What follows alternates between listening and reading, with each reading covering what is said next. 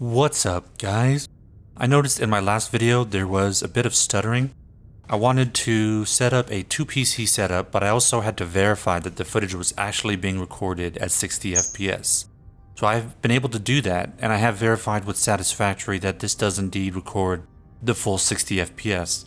So here is the results for Starbase on my particular setup, which is an i5-7600k overclocked to 4.3 GHz and an AMD RX 580.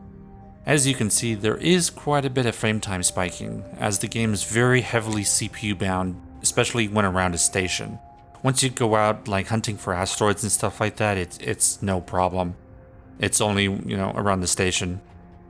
So I look forward to comparing this in future videos once the game has become more optimized and we can track its progress.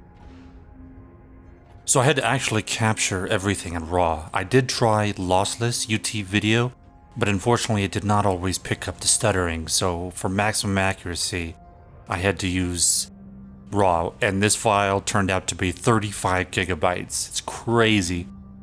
Which is crazy, but I have a gigabit network, so it was no problem.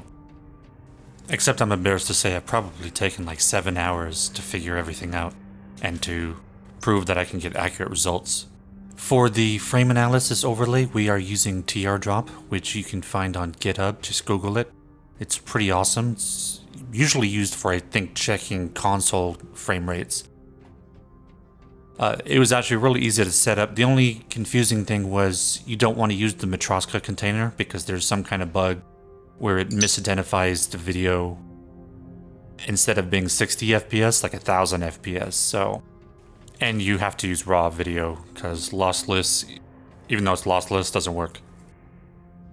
Now you may be asking why I decided to do it this way, rather than use something like CapFrame to benchmark the game. Well, it's because I didn't necessarily want to benchmark the game, I wanted to benchmark the recorded footage for my particular setup. So I had to go one step further in my workflow. I wanted to keep this pretty simple, so we're just going from like one side of the station through a little more than halfway, going through the mining job facility. I would say at the moment that this game is very much like in alpha at the moment.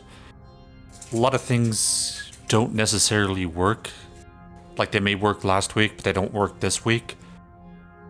And then sometimes like connecting to a resource, sometimes it works, sometimes it doesn't. One of the biggest ones that I have at the moment is you can't remove modules from your ship. You're supposed to be able to take modules off and go back in your inventory. That doesn't currently work at the moment. I'm sure everything will get fixed at some point. I mean, I'm sure that's part of its charm. There's a lot of development going on.